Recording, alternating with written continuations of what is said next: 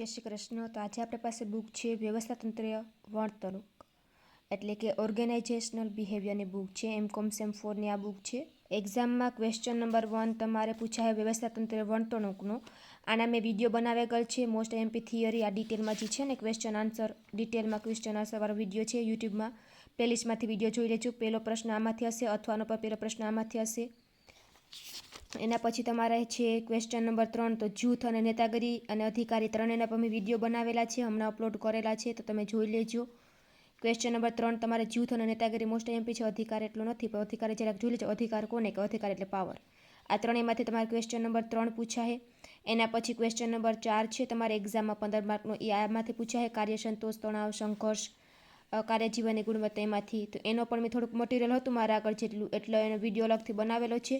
બાકી તમારા આ બધો છે ને જે ટોપિક, એ ટોપિકના નામ છે કાર્યસંતોષ. તો કાર્યસંતોષની વ્યાખ્યા શું છે અથવા તો કાર્યસંતોષ કહેવાય કોને એ તમારી ભાષામાં તમને ખ્યાલ હોવો જોઈએ. તો તમને જો એના અસર કરતા પરિબળો કે કારણો કે એની પ્રક્રિયા કે એના લક્ષણો કે મર્યાદા કે ફાયદા કે ન આવડે, પણ તમને કાર્યસંતોષ કોને કહેવાય એ તમને ખબર હોય તો તમે એના વિશે પેરેગ્રાફમાં ડિટેલમાં 1 2 પેજ તમે ભરી શકો. એટલે તમારે એનો અર્થ જોઈને જ જવાનો કોને કહેવાય. તો યુનિટ 4 મેં કરી દીધું. આ વિડીયોમાં આપણે સ્પેશિયલ વિડીયો બનાવે છે યુનિટ 2 માટે. એક્ઝામમાં ક્વેશ્ચન નંબર 20 માર્કનો હશે. તમારે બીજો પ્રશ્ન સોરી હો, તો એ પૂછાય વ્યવસ્થાતંત્રીય વર્તણૂકમાંથી અથવા વલણમાંથી. તો વલણ કોને કહે તો આપણે એ જોઈએ આઈએમપી મટીરિયલ અલગ. આ ચેપ્ટર આવી ગયું વલણવાળું. તો વલણનો અર્થ આઈએમપી છે. પછી એક વલણ ઘડતરના પરિબળો. વલણનો પ્રશ્ન પૂછવાની શક્યતા છે. તો વલણના જો અર્થ છે તમે જોઈ લેજો, સ્ક્રીનશોટ પાડી જેવું હોય તો હા, બધાને એક્ઝામ માટે ઓલ ધ બેસ્ટ હો. અહીંયા પાછળ જો એની વ્યાખ્યા આપેલી છે વલણની, કે વલણ કોને કહેવાય. પછી નીચેની બાબત સ્પષ્ટ થાય તો આ તમે ટોપિક યાદ રાખો તો પણ હાલે. આઈએમપી પ્રશ્ન છે વલણ ઘડતરના પરિબળો. વલણ અથવા તો તમને એમ પૂછે કે વલણને અસર કરતા પરિબળો જણાવો. તો વલણને અસર કરતા પરિબળો મુખ્ય 3 છે. જો અહીંયા લખી ગયેલ છે. જૂથ પરિબળો, વ્યક્તિગત પરિબળો અને કાર્ય. આ 3 છે. જૂથ પરિબળ છે એના પેટા પ્રકાર છે. જૂથ પરિબળના પેટા પ્રકાર 3 આપેલા છે, તમે જોઈ લેજો થિયરી હરખી. કે જૂથ પરિબળોના પેટા પ્રકારમાં કુટુંબ, સંબંધિત જૂથો ને સામાજિક પરિબળ આવે છે. એના પછીનો મેન બીજો મુદ્દો છે વ્યક્તિગત પરિબળો. મેન બીજો છે વ્યક્તિગત પરિબળ ને ત્રીજો મેન છે કાર્ય. બીજો પ્રશ્ન વલણવાળો હશે અથવા તો પ્રત્યક્ષીકરણનો પ્રશ્ન હશે. તો પ્રત્યક્ષીકરણનો અર્થ અને તેને એમાં પણ એ જ છે સેમ. અસર કરતા પરિબળો, વલણને અસર કરતા પરિબળો, પ્રત્યક્ષીકરણને અસર કરતા પરિબળો એક મોસ્ટ એમપી છે. એના પછી પ્રત્યક્ષીકરણની પ્રક્રિયા પણ પૂછી શકે, એટલે જોઈ લઈએ આપણે. 2 પ્રશ્ન છે પ્રત્યક્ષીકરણમાં અસર કરતા પરિબળો અને પ્રક્રિયા. તો આ એની વ્યાખ્યા છે, તમે જોઈ લેજો. અર્થમાં તમારે શું લખવું, પ્રત્યક્ષીકરણ કોને કહેવાય. પછી આ સ્પેસિફિક એની વ્યાખ્યા છે, કોની કઈ વ્યાખ્યા આપી છે. અહીંયા જો ઉપર પ્રત્યક્ષીકરણનું સ્વરૂપ પણ આપેલ છે, પણ એટલું આઈએમપી નથી. એકાદથી જરાક જોઈ લેજો, પહોંચ છે. એના પછી મેન આઈએમપી પ્રશ્ન શું છે, પ્રત્યક્ષીકરણને અસર કરતા પરિબળો અથવા પ્રત્યક્ષીકરણના નિર્ણાયક પરિબળો. નિર્ણાયક પરિબળો કહી તો પણ આ જ લખવાના, અસર કરતા પરિબળો કહી તો પણ આ જ લખવાના. તો કેટલા છે, પહેલાં બાહ્ય પરિબળો છે. બાહ્ય પરિબળોમાં એના 7 પ્રકાર છે. અહીંયા 4 આપેલ છે, બાજુના પેજે બાકીના છે. ઉદ્દીપકનું કદ, ઉદ્દીપકની તીવ્રતા, ઉદ્દીપકનો રંગ, હલનચલન. રેડી, આ છે બાહ્ય પરિબળો છે. એમાં છે પેટા પ્રકાર, કુલ 7 પેટા પ્રકાર છે. એના પછી છે આંતરિક પરિબળો. તો આંતરિક પરિબળ છે એમાં શું છે, રસ, આવેગો, પ્રેરણા, વ્યક્તિત્વ, આ રીતના છે.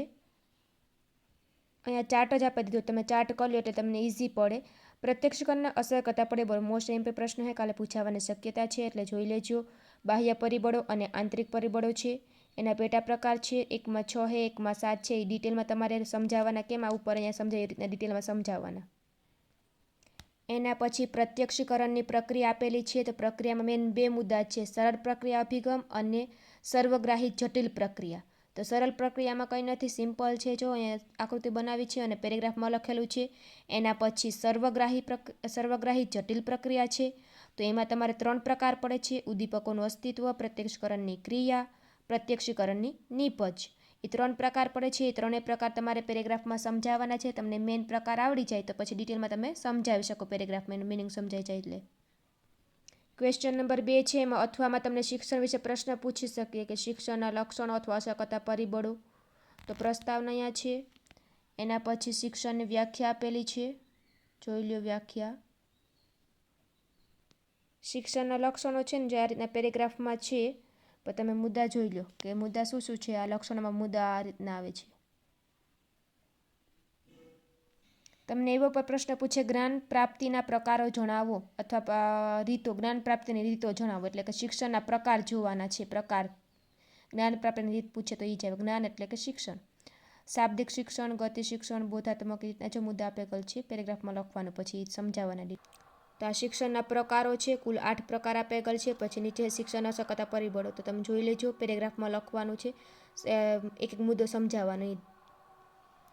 એના પછી શિક્ષણને અસર કરતા પરિબળો, તો આ છે શીખવાનો ઈરાદો, માનસિક તત્પરતા, પ્રેરણા, શિક્ષણનું સાહિત્ય, એ રીતના છે. આ મુદ્દા જોઈ લેજો.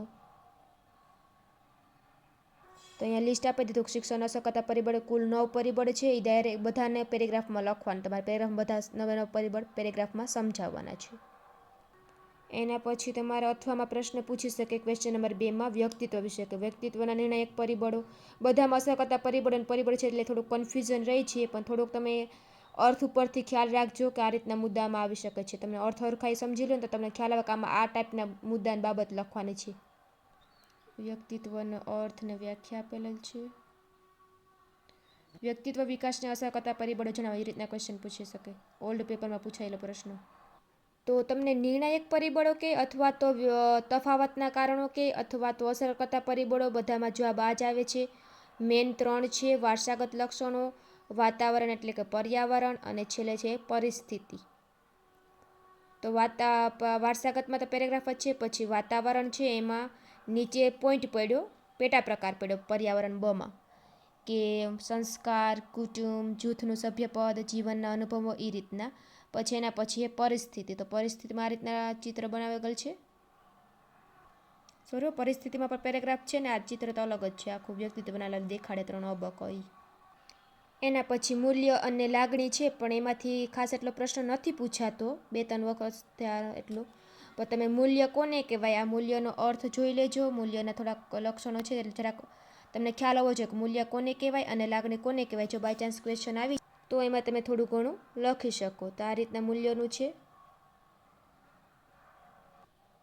તો લાગણી છે, લાગણીમાં ખાસ નથી. લાગણીમાં તમારે મોસ્ટ ઓફ પેરેગ્રાફમાં સમજાવવાનું છે કે લાગણી કોને કહેવાય, કે વર્તણૂક અને લાગણી વચ્ચે વલણ વચ્ચે શું ભેદરેખા છે ને કેને કહેવાય ને શું ફેરફાર થાય છે પરિસ્થિતિ પ્રમાણે, એ બધું લખવાનું તમારે ડિટેલમાં પેરેગ્રાફમાં. તો આ પણ એમને પેરેગ્રાફમાં જ છે લાગણીનું. તો આ લાસ્ટ ચેપ્ટર છે પ્રેરણાવાળું. એક્ઝામમાં તમારે ક્વેશ્ચન નંબર 2 આમાંથી પણ આવી શકે બાય ચાન્સ પૂછા હોય તો.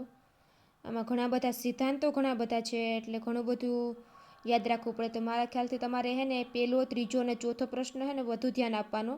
બીજો પ્રશ્ન પૂછાય ને એક્ઝામમાં, બીજો પ્રશ્ન, એમાં ઘણા બધા પાર્ટ છે ને એટલે ઘણું બધું કરવું પડે એમ છે. ઘણા બધા સિદ્ધાંતોના અંતે, એટલે થોડુંક ઓછું મહત્વ આપજો. બીજાને થોડુંક વધુ આપજો. પહેલો પ્રશ્ન તો કરી જ લેજો, પહેલો પાઠતા. તો આ પ્રેરણાને લગતું છે, એનું બધું આપે ગયેલ છે. તમે અર્થ જોઈ જ લેજો બધાનો, અર્થમાં શું આવે તે પ્રમાણે તમારે થોડું ઘણું ન આવડે તો પણ પેરેગ્રાફમાં તમે સમજૂતી આપી શકો. તો આ માસ્લોનો કોટિકમનો સિદ્ધાંત છે, ચિત્ર દ્વારા છે સમજૂતી.